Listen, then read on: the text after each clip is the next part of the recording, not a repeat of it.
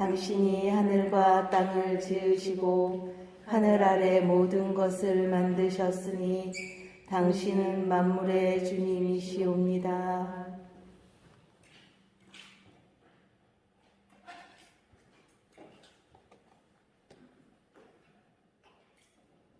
사도 바오로의 갈라티아서 말씀입니다. 형제 여러분, 여러분에게 분명히 밝혀둡니다. 내가 전한 복음은 사람에게서 비롯된 것이 아닙니다. 그 복음은 내가 어떤 사람에게서 받은 것도 아니고 배운 것도 아닙니다. 오직 예수 그리스도의 계시를 통하여 받은 것입니다. 주님의 말씀입니다. 하느님 감사합니다. 참 예수님, 참 예수님, 네, 오늘 이렇게 복사들까지 배동해서 이렇게 서비스를 써주니까 좀 굉장히 좋네요. 오늘 비가 이렇게 내리고 있지만 또 성기술에 집중할 수 있는 그런 비라는 그런 생각도 듭니다. 이곳은 제가 태어나서 또 자라고 공부하고 막 뛰어놀고 이렇게 했던 저의 고향 성당입니다. 물론 옛날에는 이렇게 지금처럼 현대식으로 이렇게 가꾸어져 있지는 않았고요. 옛날 프랑스 신부님이 지으신 저 성당과 사제관이 있었는데 나중에 이제 다 헐렸습니다. 그리고 여기 이제 길도 이쪽으로 좀 나 있었는데 다 구획 정리가 되면서 깨끗하게 성지로 이렇게 개발된 지가 얼마 안 돼요. 공식적으로 이제 성지라기보다 이제 순례지죠, 순례지. 근데 뭐 전체적으로 넓은 의미에서 그냥 성지라고 우리가 부르기는 하는데 이게 순례지라고 원래는 하는 것이 더 정확한 표현이죠. 김대원 신부님께서 여기서 이제 돌아가신 장소나 태어난 장소는 아니고 서품을 받고 우리나라 한국의 최초 사제가 돼서 첫 발을 내디디고 첫 사목을 시작하신 그런 의미가 있는 그런 장소라고 할 수가 있겠습니다. 우리 이곳에 강경 성지가 작년에 공식적으로 김대원 신부님의 탄생 200주년 기념을 하면서 대전교구 교구장 설이 그때 설이었던 김종수 주교님께서 대전교구의 공식적인 순례 성지로 이제 선포를 하게 됐습니다. 이곳은 제가 어렸을 때도 그래서 김대원 신부님께서 어디서 유숙지라고 되는 게 있었어요. 여기 강경 어디에 유숙을 하고 가셨던 데가 있다, 그런 이야기들이 그때도 있어서 제가 어렸을 때는 이제 신부님들이 오신 신부님들이 거기를 성지 개발하려고 이렇게 노력을 하셨던 그런 기억이 납니다. 근데 아까 우리가 봤던 그 자리가 교회 아까 화장실 이용이라고 했던 거 있죠? 그 개신교 바로 옆에 있는데 그쪽에 여기 뭐 개신교 신자가 누가 이렇게 살고 계시고 해가지고 그걸 안 팔고 막 이렇게 하면서 성지 개발이 이제 나중에 잘 안 되고 그렇게 하다가 나중에 어떻게 그게 뭐 성령의 이끄심이겠죠. 그래서 우리 한국 천주교회의 교회사 역사에 대한 연구들이 활발히 이제 진행이 되고 또 내포 교회사, 우리가 살고 있는 충청도 이 지역이 포구 안쪽으로 깊이 들어가 있는 곳이라 내포라고 옛날부터 이렇게 불렀습니다. 내포 교회사 연구소가 이제 설립이 되고 연구를 이렇게 하면서 굉장히 역사적으로 중요한 장소다라는 것이 생각이 되면서 나바이가 먼저 이제 나바이 성당 먼저 개발이 되고 그다음에 쪽 강경은 조금 늦게 개발이 되긴 했지만 이제 천천히 순례자들이 이제 오기 시작했습니다. 그래서 한국 천주교의 역사를 간단하게 보면 1784년에 최초로 한국인이 영세를 받게 되죠. 중국에 가서 그분 이름 혹시 기억하세요? 이승훈 베드로. 베드로. 네. 그분이 이제 양반가의 자제였었는데 양반들끼리 이렇게 공부를 하다 그 당시에 옛날 이제 유학을 공부하다가 점점 그 조선 말기가 되면서 이게 그냥 공자와 명자만 이렇게 하다 보니까 이게 사람들이 막 굶어 죽고 외국 서양에서 열강들이 식민지 개척을 하고 보니까 이러다가 이제 안 되겠다 생각해서 실학이라고 하는 실제적인 그런 학문을 그리고 서양 책들을 보다 보니까 거기에 모든 학문 안에 우리 가톨릭 사상이 들어있는 거예요. 하느님에 대한 이게 뭐지? 우리가 처음 보는 건데 그래서 그걸 서학이라고 해요. 서학 연구를 하던 양반들이 어느 이제 절 암자를 들려서 이제 주어사라는 그쪽에 수원 쪽에 천진암이라고 주어사에 소속되어 있는 암자인데 천진암이라는 암자에서 같이 모여가지고 공부를 하다가 보니까 이게 그냥 학문이 아니라 서학 안에 천주교라는 그런 종교가 또 신앙이 들어있고 그럼 우리가 한번 직접 한번 살아보자.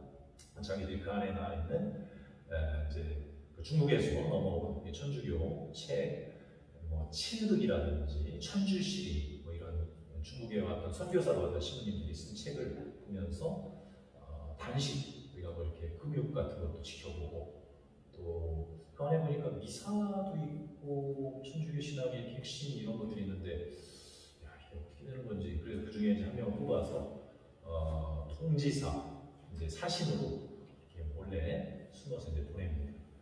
그래서 이제 중국에 가가지고 이렇게 보니까 거기 가서 이제 성당이 있고 성당이 몇 군데 그 당시에 한번 서너 군데가 중국에 있었다고 해요. 서양 선교사 신부님이 들어와 있고 그래서 거기를 가서 중국말이 안 되니까 필담으로 이렇게 해서 한 3달인가 몇 달을 사실 한번 가면 이제 그 정도 있었나 봐요. 필담으로 해가지고 예지하기를 듣습니다. 그리고 그 그라움이라는 그 서양 신부님에게 영세를 받습니다. 그 신부님께서 이제 너무 짧은 기간이었고 또 조선이라는 곳에서 온 이 사람에게 영세를 주려면 이분이 유학에 대해서 선교 지역에서 알고 있었기 때문에 몇 가지 조건을 내세워요. 내가 당신의 영세를 주겠는데 한국의 조선에서는 마누라를 여럿 또 둘 수도 있다라고 들었다. 마누라를 한 명만 둬야 된다. 그리고 뭐 이제 몇 가지 조건을 이제 둡니다. 천주교 시대가 되면 또 이런 어떤 그 미사와 성사들을 잘 받아야 된다. 이런 것들을 이제 필담으로 해가지고 주죠.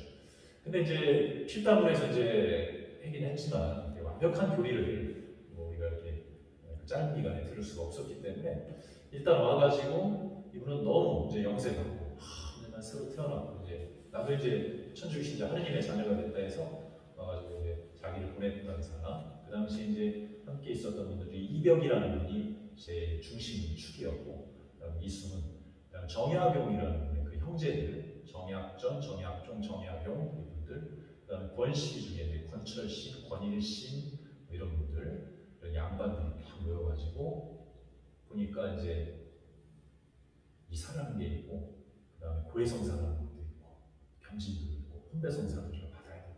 이런 우리 천주교 신앙은 성사가 중심이 된다. 그렇기 때문에 가서 보니까 신부님이 이사도 하고 하니까 내가 영세를 받고 왔으니까 그래서 내가 세례도 주고 이렇게 하면서 내가 뭐 신부가 되고 뭐 누구 당신은 주교님의 역할을 하고 당신은 뭐 부제님의 역할을 하고 그냥 이렇게 자기들끼리 이렇게 나눴던 거예요. 이렇게 나눠가지고 실제로 가서 각 지역에 가가지고 이렇게 성령의 이끄시면 그걸 이제 가성제 제도라고 이렇게 불러요. 정식으로 공식 제도는 아닌데 그냥 이렇게 꾸며가지고 일단 했던 거예요. 모르고 했으니까. 그래서 실제로 미사 비슷하게 이렇게 책 보고서 해갖고 막 드리고 성품성사도 받지 않았는데 그렇게 했는데 정말 그 지역에서 전주 막 이런 데서도 막 엄청난 신자들이 이렇게 모여들고 함께 그 박해 기간임에도 그렇게 하면서 막 굉장히 발전을 해요. 천주교가 이제 사람들이 오면서 근데 가만히 이렇게 또 천주교 서적을 읽다 보니까 뭐가 좀 이상해. 성품성사라는 게 분명히 있고 아무나 그냥 이렇게 해서 만들 것 같은데 우리끼리 이렇게 꾸며가지고 해가지고는 그래서 또 사신편에 중국에 가가지고 한번 알아보라고 그 신부님한테 그러니까 그래서 이제 다시 동지사에 가서 그렇게 하고 그렇게 찾아가서 신부님한테 우리가 지금 이렇게 하고 있는데 이게 맞는 겁니까? 그러니까 신부님 깜짝 놀라요. 이 사람들이 지금 큰일 날 일을 하고 있다. 이게 지금 아니 어떻게 그 교회에서 교황님께서 임명을 해서 정식으로 주교님에 의해서 서품을 받은 그런 신부님들만 미사를 집전하고 고해성사도 주고 이렇게 할 수 있는 거다. 아무나 그렇게 해서는 안 된다.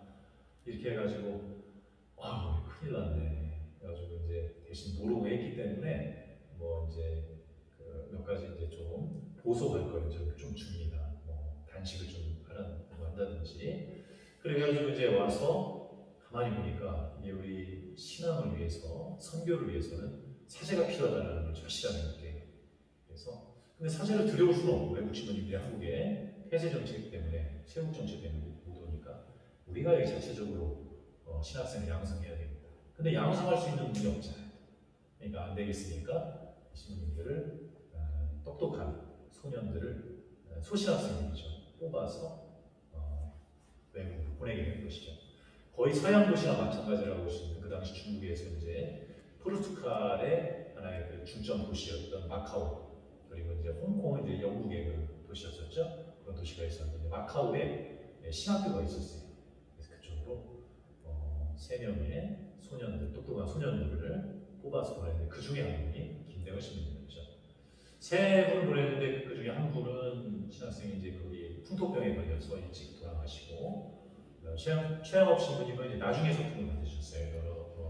여러 가지 그 당시 상황 때문에 소품을 일찍 못 받고 김대원 신부님은 아주 교회법에서 정한 그 나이에 24살 그 당시에 그 나이에 딱 맞춰서 한국이 급한 상황이었기 때문에 소품을 받고서 상해에서 이제 그 김가암 성당이라는 곳에서 이제 그 소품 받으시고 그다음에 이제 한국으로 그 당시에 제 3대 조선교구장이 되신 페레올 주교님, 그다음에 이제 5대 교구장이 된 그 당시에 신부님이었죠.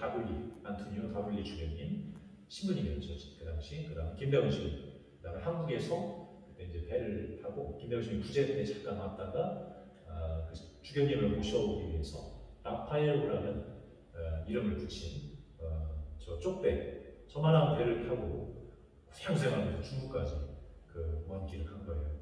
지금 저거 타고 만약에 여기 서해바다 가까운 섬 가라고 해도 못 갈 거예요.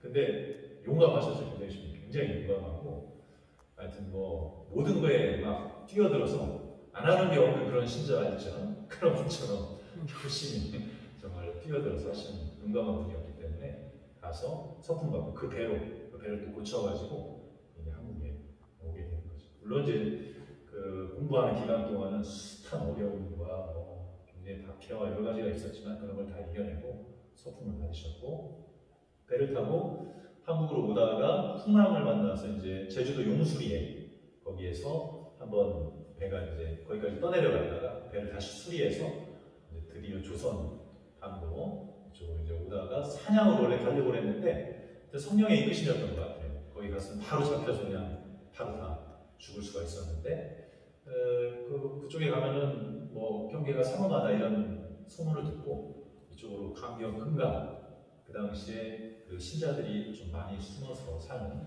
강경 이곳에 또 구순호라는 그분 집 아까 우리 갔던 그분이 좀 약간 재력가였던 것 같아요. 상옥 쪽으로. 그래서 그분이 미리 준비하고 있다가 서양 신부님들이 키도 크고 막 코도 이렇게 나와 있고 하니까 상복으로 이렇게 갈아입혀가지고 아마 이 강경성당에서 조금 가까운 거리 그 여기 옛날에는 물줄기가 이렇게 있었다고 해요. 언저리 어디 이렇게 내려서 신부님들 이렇게 업고 이렇게 김대우신 걸어서 이렇게 와서 그 구선의 집 거기에서 머물면서 약간 김대우신이 한 달여 계시고 이제 용인으로 갔다가 뭐 진짜 사목을 했던 기간은 아주 짧아요. 새 신부 때 돌아가신 거죠. 새 신부 때 거의 한 1년 만에 이렇게 해갖고 페럴 주인을 2달 있다가 다른 곳으로 가서 이제 선교를 하시겠던 첫 사목이 김대우신의 사목이 이루어졌던 그런 옛날에 유숙지라고 유숙은 잠시 했다가 그냥 가는 거지만 사목을 여기서 페럴 주인님께서 직접 지시를 내려주시고 주교님이 그 협력자인 사제가 이렇게 성모도 하고 했던 미사를 드리는 그런 유서 깊은 그런 장소라고 할 수 있습니다. 근데 이제 조금 있다가 우리 이제 미사 끝나고 점심 먹고 가볼 나바이 성당은 강경 성당의 전신이라고 할 수가 있어요. 그래서 1900년대 1800년대 말이죠. 신앙의 자유가 주어지고 한불 수호조약 1884년 1886년 한불 수호조약에서 종교 자유가 얻어진 다음에 그때 이제 성당을 막 짓기 시작했는데 제일 한강 남쪽 우리나라에서 제일 오래된 성당은 서울에 있어요. 어느 성당인지 아세요? 영동 성당은 아니에요. 서울역 바로 가까운 데 있어요. 약현 성당. 중민동 성당이라고 그 성당이 옛날에 제일 먼저 생겼고 그 다음이 되제 성당이라고 얘기해서 청성리 그 안쪽으로 들어가면 되제라는 성당이 있어요.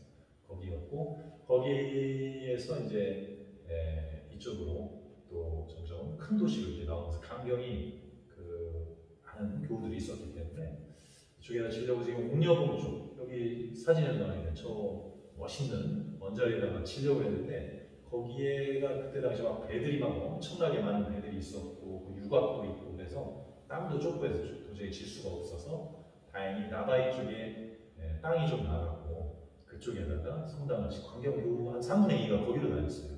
그쪽에도 있는 신자들로 다니고 그랬다가 이제 그 행정구역 일제시대 때 그게 나눠지면서 또 교구가 나눠지면서 경성교구와 대구대교구가 이렇게 나눠지고 하면서 그쪽은 그냥 전라북도 쪽에 성당이 되버렸고 여기는 나중에 그냥 공소로 있다가 논산 성당 그 당시 논산 부창동에서 갈라져서 이제 성당을 짓게 됩니다. 이게 1946년도에 그 당시에 한국신문이 박기훈 신문이라고 초대 신문이죠. 그 이후로 이제 불란서 신문들이 계속 오랫동안 여기에서 사목을 하시고 1961년도에 성당을 짓게 됩니다. 그때 목세영 신부님이라고 불란서 신부님이신데 지금 할아버지 강경에서 성자처럼 이렇게 생각하시는 아주 훌륭한 신부님이세요. 그 신부님 때 서양형 이렇게 성당으로 이렇게 짓게 됩니다. 그 당시에는 제일 높은 강경에서 높은 건물이었죠. 그래서 이제 이따가 혹시 문이 열어주시면 한번 안에 들어가셔서 아주 성당의 멋진 모습을 한번 보시고 가실 수가 있겠습니다. 어쨌든 오늘 미사 헌하면서 우리가 김대원 신부님의 그 짧은 생애였지만 우리 한국의 복음화를 위해서 모든 영혼들이 하느님의 구원을 받고 천국으로 이끌도록 하기 위해서 짧은 그런 생애 동안 온 열정을 다해 사목을 시작하셨던 이곳에서 새로운 문화로 우리 본당의 하늘의 여왕 프레시티움뿐만 아니라 우리 각자 있는 자리에서 김대원 신부님처럼 복음을 전해주고 영혼들을 구원하는 우리들이 될 것을 다짐하면서 오늘 소원하도록 합시다. 주님 그 안에 주님을 모시게 감사하사오나 한 말씀만 하소서. 제 영혼이 곤나이다.